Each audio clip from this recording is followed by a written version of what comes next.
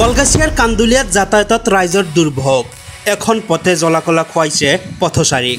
ঠিকাদাৰৰ গাফিলতিৰ বাবে 2 বছৰেও সম্পূৰ্ণ নহ'ল সদাব্যস্ত পথ। পুখুৰী সদৃশ গাঁতৰ মাজেৰে যাতায়াত অব্যাহত। অতি শীঘ্ৰেই পথ মেৰামতিৰ দাবী পথচাৰীৰ। বৰপেটা জিলাৰ কলগাছিয়া ৰাজচক্ৰৰ অন্তৰ্গত কান্দুলিয়াৰ এখন পথ নিৰ্মাণৰ কামত ঠিকাদাৰ শফিকুল ইছলামে ব্যাপক দুৰ্নীতি ও অনিয়ম সংঘটিত কৰাৰ এক গুৰুতৰ অভিযোগ উত্থাপন হৈছে।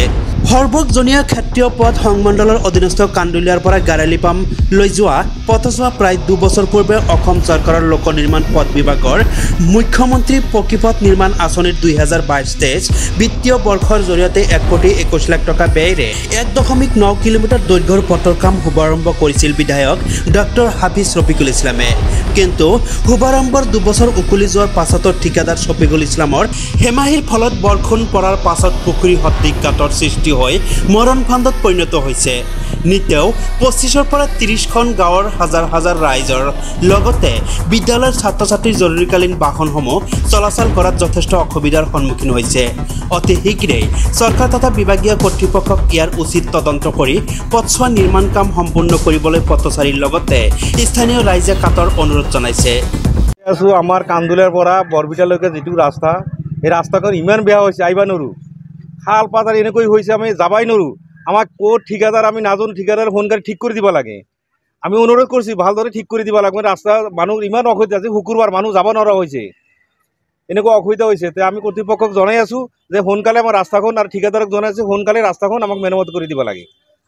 আমাৰ ঠিকাদাৰৰ ভুলৰ কাৰণে এনেকুৱা হৈ আছে। ঠিকাদাৰে ক'ৰ পৰা কি কৰিছে নাজানো, কাক ঠিকা দিছে নাজানো আমি। এই ঠিকাদাৰে ভুলৰ কাৰণে এইখিনি ৰাস্তা আমাৰ বেয়া হৈ আছে। সোনকালে আমাক এই রাস্তাখন মেরামতি করে দিব লাগে।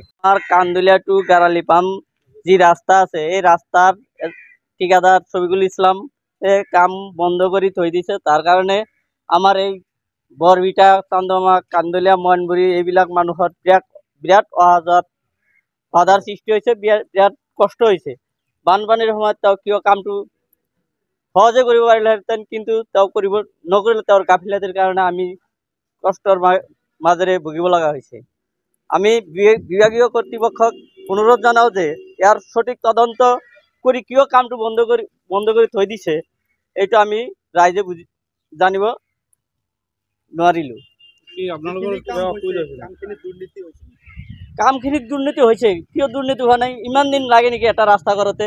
মাত্ৰ 2 কিলোমিটাৰ ৰাস্তা, সেই 2 কিলোমিটাৰ ৰাস্তা কৰোঁতে ইমান সময় কিয় লাগে? তেওঁ সম্পূৰ্ণভাৱে গাফিলতি কৰিছে। এতিয়া কেনেকুৱা অসুবিধা হৈছে? আমাৰ গাড়ী লৈ অহা যোৱা কৰাত বিৰাট অসুবিধা হৈছে। ছাত্ৰ ছাত্ৰীবিলাকতো মানে বৰ্তমান বন্ধ আছে যদি, কিন্তু অলপ দিনৰ ভিতৰতে খুলিব, কিন্তু ৰাস্তাটোৰ অৱস্থাটো একেবাৰে শোচনীয় হৈ আছে। আমি বিচাৰোঁ বিভাগীয় কৰ্তৃপক্ষৰ এইটো সঠিক তদন্ত কৰি সোনকালে কামটো কৰিব লাগে। আজিৰ পৰা প্ৰায় 2 বছৰ আগৰ পৰা এই ৰাস্তাৰ কামখিনি আৰম্ভ কৰিছে, কিন্তু ৰাস্তাৰ কাম অলপখিনি পাতৰ আৰু বালু প্লাই। বৰ্তমান ৰাস্তাৰ যিটো পৰিস্থিতি বহুত বেয়া। ৰাস্তাৰ মাজেৰে বহুত দ খালৰ নিচিনা হৈ আছে, মানুহৰ যাতায়াতৰ অহা যোৱাৰ খুব অসুবিধা হৈ আছে। গতিকে মই চৰকাৰক বিনম্ৰভাৱে আহ্বান জনাম, আৰু যিজন ঠিক কণ্ট্ৰেক্টৰে এই ৰাস্তাখন লৈছে তেওঁক আমি বিনম্ৰভাৱে অনুৰোধ জনাওঁ যে অনতিপলমে ৰাস্তাখন ঠিক কৰি দিব লাগে। ৰাস্তাটো ক'ৰ পৰা ক'লৈ গৈছে?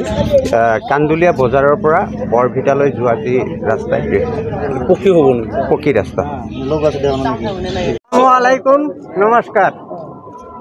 আমাৰ এই কান্দুলিয়া পৰা আৰু সেই বৰভিটালৈকে এই ৰাস্তাটো আজি 2 বছৰ হৈ গ'ল। ৰাস্তাটো ঠিক কৰি আছে, কিন্তু এই বছৰ ৰাস্তাটোত অলপ বালু পাতৰ পেলাই মানে গৈছে যে ঠিকাদাৰো অহা নাই, চাব কণ্ট্ৰেক্টাৰো অহা নাই।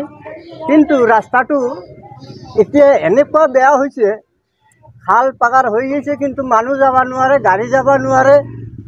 আমি পিলপিলি লৈছোঁ, আমি পিলপিলি চলাব নোৱাৰোঁ, ঘৰৰ পৰা পিলপিলিটা ওলাব নোৱাৰোঁ আমি। এনেকুৱা অৱস্থা হৈছে।